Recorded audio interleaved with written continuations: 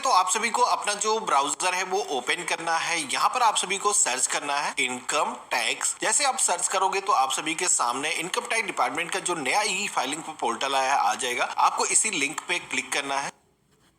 तो अब हमारे सामने इंटरफेस कुछ इस तरीके का आएगा, जहां पर आपको पैन को आधार से अगर लिंक करना है तो क्विक लिंक से सेक्शन में आपको कई सारे ऑप्शन यहाँ पर देखने को मिलते हैं, जिसमें कि यहाँ पर आपको लिंक आधार, इसी के साथ में लिंक आधार स्टेटस का जो ऑप्शन है वो यहाँ पर दिया गया है। तो यहाँ पर पैन को अगर आप आधार से लिंक करना चाहते हो तो सबसे पहले तो आपको ये वेरीफाई जरूर कर लेना है कि आपका जो पैन है वो आधार से लिंक है या नहीं लिंक है, क्योंकि अभी जो रिसेंट पैन कार्ड बन रहे हैं वो आधार के बिहार पर ही बनाए जाते हैं। तो उनका जो पैन कार्ड है बनने के साथ ही में लिंक हो जाता है। केवल उन्हीं लोगों को लिंक करने की जरूरत है जिनका जो पैन है पहले बना हुआ, आधार उसके साथ में नहीं लगा हुआ है। तो जैसे कि हमें चेक करना है कि हमारा जो पैन कार्ड है वो आधार से अभी लिंक है या नहीं लिंक है, तो इसके लिए यहाँ पर लिंक आधार स्टेटस का जो ऑप्शन दिया गया सबसे पहले तो इस पे क्लिक करना है और यहाँ पर अपना जो पैन नंबर है वो आपको कैपिटल लेटर्स में फिल करना है। आधार नंबर भी आपको फिल करना होगा। इसके बाद में विल लिंक आधार स्टेटस के टैब पे अगर आप क्लिक करोगे तो आप सभी के सामने पैन नॉट लिंक्ड विद आधार कुछ इस तरीके का एक पॉपअप मैसेज आएगा, जहां पर आपको एक ब्लू कलर का लिंक दिया गया है लिंक आधार का। तो यानी कि आपका जो पैन है वो आधार से पहले से लिंक नहीं है। अगर लिंक होता तो यहाँ पर ये लिंक करने का जो ऑप्शन है आपको दिखाई नहीं देता। तो इस तरीके से आपको पहले से ये पता लग जाता है कि पैन आपका आधार से लिंक है या नहीं लिंक है। अब जैसे कि इस पैन कार्ड में आप देखोगे कि लिंक आधार का ऑप्शन दिया गया है, तो ये ब्लू कलर का जो लिंक दिया गया इस पे अगर हम क्लिक करेंगे तो सेम वही पेज आ जाता है जहां से हम लिंक कर पाएंगे। अब यहाँ पर अपना पैन आपको फिर से दर्ज करना होगा क्योंकि हम लिंक करने वाले हैं, और इसी के साथ में अपना जो आधार नंबर है आपको यहाँ पर फिल करना है और हमें यहाँ पर वैलिडेट के ऑप्शन पे क्लिक करना है। जैसे हमने वैलिडेट के ऑप्शन पे क्लिक किया तो आप देखोगे कि payment detail not found for this pan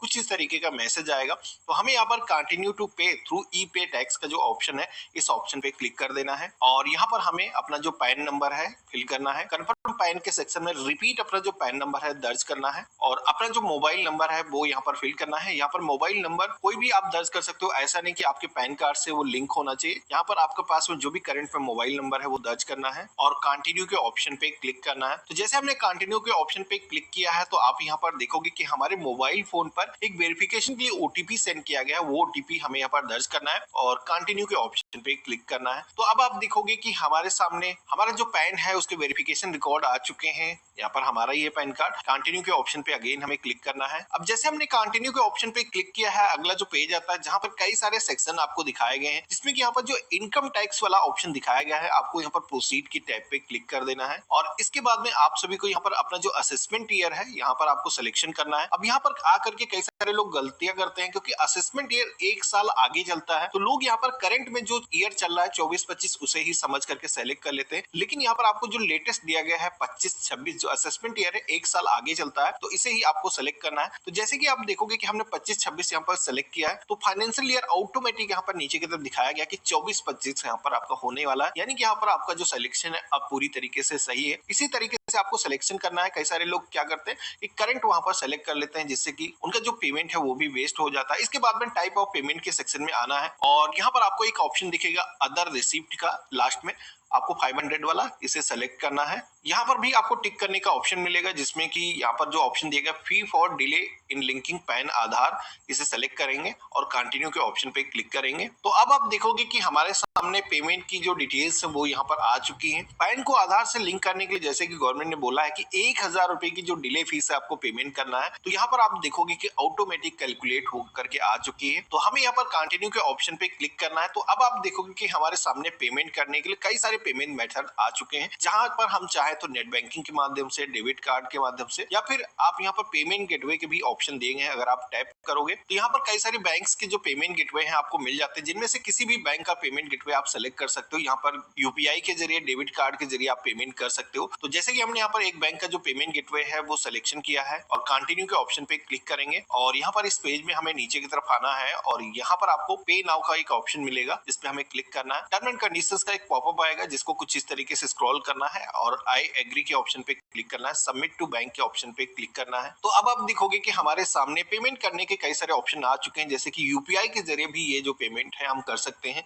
आप चाहो क्रेडिट कार्ड, डेबिट कार्ड के भी माध्यम से ये पेमेंट कर सकते हो। तो हमने यहाँ पर यूपीआई के जरिए पेमेंट करने के लिए सेलेक्ट किया है, तो यहाँ पर गूगल पे, फोन पे, भीम यूपीआई जितनी भी एप्लीकेशन होती है उनके जो ऑप्शन है वो दिखाए गए हैं। तो जैसे कि हमें कार्ड से पेमेंट करना है तो कार्ड की टैब दी गई जिसपे आप क्लिक करोगे तो यहाँ पर कार्ड नंबर मांगा जाएगा, कार्ड की जो एक्सपायरी है वो दर्ज करना है। कार्ड के बैक साइड पर सीवीवी प्रिंटेड होता है 3 डिजिट का, वो आपको दर्ज करना है। कार्ड होल्डर का जो नेम है दर्ज करना है। एग्री के ऑप्शन पे क्लिक करना है। प्रोसीड की टैब पे क्लिक करोगे, यहाँ पर कंटिन्यू विदाउट सेविंग वाला जो ऑप्शन है इसे सेलेक्ट करना है। तो इस तरीके से आप देखोगे कि अब हमारे सामने ओटीपी को दर्ज करने का जो पेज है वो आ चुका है। यहाँ पर आपके बैंक की तरफ से आपके मोबाइल फोन पर एक ओटीपी सेंड किया गया है, जो कि आपको इस बॉक्स के अंदर दर्ज करना है और यहाँ पर सबमिट के ऑप्शन पे क्लिक करना है। तो इस तरीके से आप देखोगे कि यहाँ पर फीस का जो पेमेंट है वो हो चुका है। यहाँ पर जो 1000 रुपए के फीस का गवर्नमेंट ने बोला है पैन को आधार से लिंक करने के लिए आपको डिले फीस पेमेंट करनी होगी, वो जो फीस है हमने यहाँ पर पेमेंट कर दी है। यहाँ पर ये जो चालान है जनरेट होकर के आ चुका है। तो यहाँ पर आपको ये जो चालान दिया गया है, सबसे पहले तो इसका एक प्रिंट आउट आपको ले लेना है। इसके लिए आपको डाउनलोड के ऑप्शन पे क्लिक करना है। तो यहाँ पर आपकी एक पावती स्लिप जनरेट होगी, जिसको आपको कुछ इस तरीके से सेव कर लेना है और इसको अगर आप ओपन करोगे तो यहाँ पर आप देखोगे कि आपका जो पैन नंबर है वो मेंशन किया गया है। इसी के साथ नीचे की तरफ देखोगे तो यहाँ पर चालान नंबर बीएसआर कोड यहाँ पर मेंशन किया गया है। तो यानी कि यहाँ पर ये जो 1000 रुपए का फीस पेमेंट है हमारा पूरी तरीके से हो चुका है। पैन को आधार से लिंक करने के लिए अभी भी कुछ स्टेप लेने की जरूरत है। बहुत सारे लोग क्या करते हैं, फीस का पेमेंट सोचते हैं कर दिया मैंने और इसके बाद में हमारा जो पैन है वो आधार से लिंक हो जाएगा। तो ऐसा नहीं है, आप सभी को आगे भी कुछ स्टेप लेने की जरूरत है। तो कैसे करना वो मैं आगे आपको बता देता हूँ। उसके बगैर आप सभी का जो पैन है वो अभी भी आधार से लिंक नहीं होगा। तो दोबारा से आपको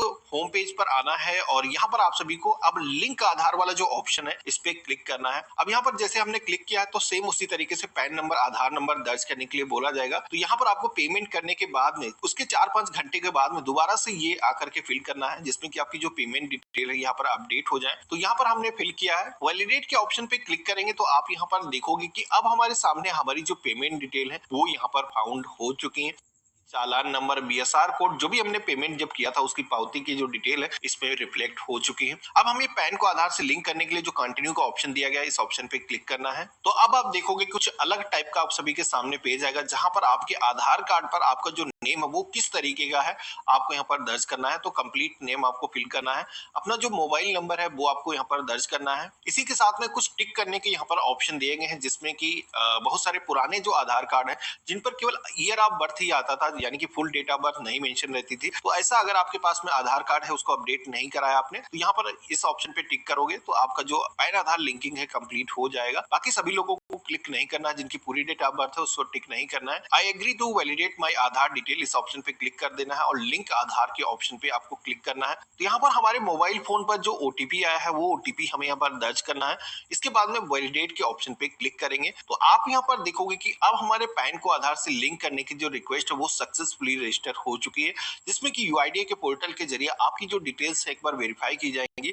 इसके बाद में आपका जो पैन कार्ड है वो आपके आधार से लिंक हो जाएगा, जो कि अगर वर्किंग डेज है फ्यू मिनट्स के बाद में आप दोबारा से पोर्टल पर आओगे तो यहाँ पर आपका जो पैन है वो आधार से लिंक हो चुका होगा। लेकिन आपको एक बार वेरीफाई जरूर कर लेना है कि आपका जो पैन है वो आधार से लिंक हो गया, किसी भी तरीके का कोई इशू तो नहीं है। तो इसके लिए दोबारा से आप डैशबोर्ड पर आओगे, आपको यहाँ पर एक ऑप्शन मिलेगा लिंक आधार स्टेटस का। इस ऑप्शन पे क्लिक करोगे तो यहाँ पर आप सभी से आपको पैन नंबर आधार नंबर दर्ज करने के लिए बोला जाएगा। व्यू लिंक आधार स्टेटस के ऑप्शन पे क्लिक करोगे तो यहाँ पर आप देखोगे कि आपका पैन नंबर आधार नंबर मेंशन किया गया है, जहां पर बताया जा रहा है कि ऑलरेडी लिंकेड है। तो यानी कि आपका जो पैन है वो आधार से अब लिंक हो चुका है। अब आपको कुछ भी करने की जरूरत नहीं है।